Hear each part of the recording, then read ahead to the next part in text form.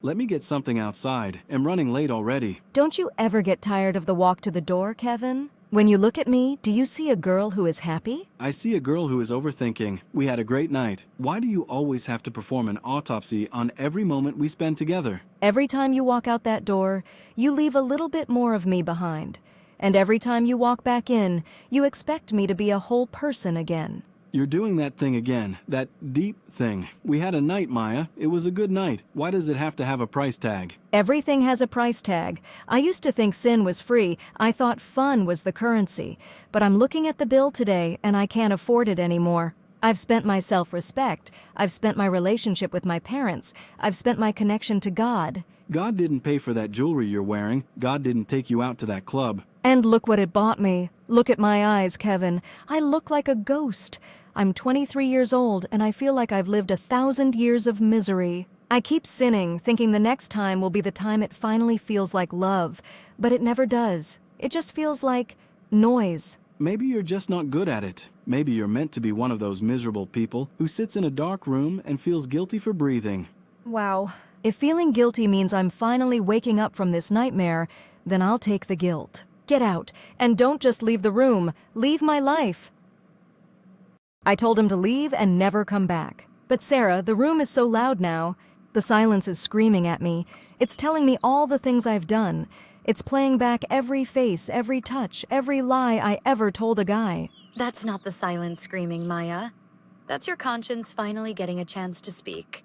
You've been drowning it out with music, drinks, and men for 3 years. Of course it has a lot to say. How does God look at someone like me? I knew the truth. I grew up in the light, but I chose the basement, where I embraced darkness. I feel like I've fornicated my way right out of his reach. You think you're stronger than God? You think your sin is bigger than his arms? Maya, the prodigal son didn't just leave. He wasted everything. He became a joke. He lost his identity. But the moment he turned around, the father didn't see a failure. He saw a son. But I'm so dirty. I feel like if I touch a Bible, the pages will burn. But the Bible wasn't written for people who have it all together. It was written for the broken, the bleeding, and the ones who have kept sinning until they ran out of breath. What you get when you keep sinning is a dead end. But God specializes in making roads where there are dead ends. I want to be clean. I want to wake up and not hate the person in the mirror. I want to know that I'm worth more than what I can do for a man in the dark. Then stop trying to fix yourself. You can't wash mud off with more mud. You have to step into the water. You have to repent. And repent doesn't just mean sorry. It means I'm turning around. I heard you're finding Jesus now. Is this for real, or are you just between boyfriends? It's for real, Lisa. I reached the bottom.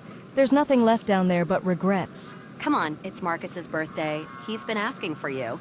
He said he's changed. He's got that new car, he's got money. He's ready to treat you like a queen. A queen? Lisa? Marcus doesn't even treat his own mother with respect. He doesn't want a queen. He wants someone to show off with until the shine wears off, and then he'll throw me in the trash like he did last time. At least you'll be in a nice position to ask for money anytime you need it, and he will give as much as you want. You're wasting your beauty, Maya. No, I was wasting it before. I was giving the pearls of my life to pigs who didn't know what they were holding. I'm not finding Jesus, Lisa. He found me. He found me in the middle of my mess, and he didn't look away. You're going to be so lonely with this kind of lifestyle you have chosen. I was lonely when I was with Marcus. I was lonely when I was with Kevin. I was lonely in the middle of a crowded club. Being alone with God is the first time I haven't felt lonely in years.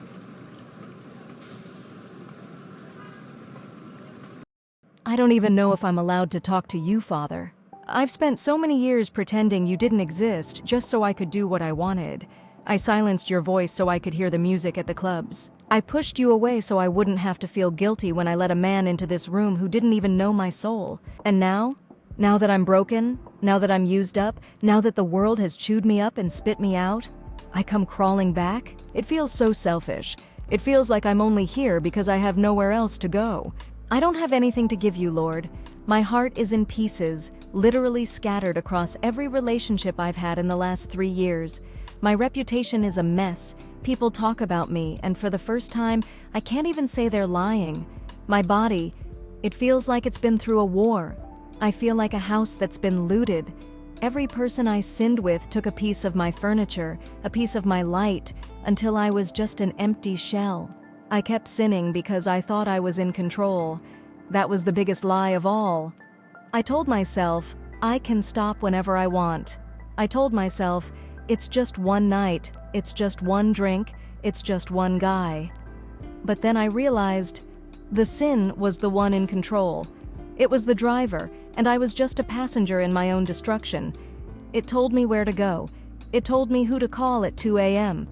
It told me how to dress so I could get the attention I was starving for. I was a slave, wasn't I? I'm so tired of waking up and having to reconstruct who I am because I gave so much of myself away the night before. I confess it all. I don't want to hide anything anymore. I confess every relationship I used to hide my insecurity. I was so scared of being alone that I chose toxic company over your presence. I confess every lie I told to look cool or modern or free. I wasn't free. I was dying. Every time I chose the world over your voice, I was being a traitor to the love that created me. I remember the girl I used to be. She used to talk to you. She used to have light in her eyes. I've spent so long trying to bury her, thinking she was too boring, too religious. But now I see that she was the only version of me that was actually alive. But Sarah says you're waiting. She says you've been standing there the whole time, even when I was in those hotel rooms, even when I was lying to my parents, even when I was mocking your word. She says, you love me. How? How can you love something so tarnished? If I bought something from a store and it was this damaged, I'd throw it away. But Sarah says you're the potter. She says you don't throw away the clay, you just put it back on the wheel. Not the spinning wheel of sin, but your wheel, the wheel of grace. If you can take a heart that's been broken into a million pieces and make it beat again, please, take mine. I'm handing over the keys. I'm done with my way. My way led me to a dead end. My way led me to Kevin and Marcus and 1,000 empty mornings. Even if your way is quiet, even if I'm alone for a year, even if I never have the fame or the attention I used to crave, I'd rather be a nobody in your kingdom than be famous in the gates of hell. Cleanse me, Lord. I don't just want to be better. I want to be new. I want to be so new that when the devil comes looking for the old Maya, he can't even find her. Wash the fingerprints off my soul. Heal the parts of me that I gave away. I'm staying right here in this room until I know I'm yours. I'm done sinning. I'm finally standing still. Sarah, I saw Marcus today at the grocery store. What happened? He tried. He really tried. He told me I looked innocent again.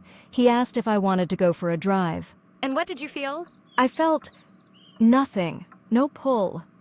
For the first time, I saw him for what he was, just a lost boy trying to fill his own hole. I looked at him and I said, Marcus, I'm not the girl you're looking for. That girl died, and the new one belongs to someone else. And who does she belong to? She belongs to the one who stayed when everyone else left. She belongs to the one who washed her clean when she was covered in the world's fingerprints. That's the secret, Maya. What you get when you keep sinning is a life that disappears. But what you get when you repent is a life that finally begins. The sinning has stopped. I'm standing on the rock now, and the view is beautiful.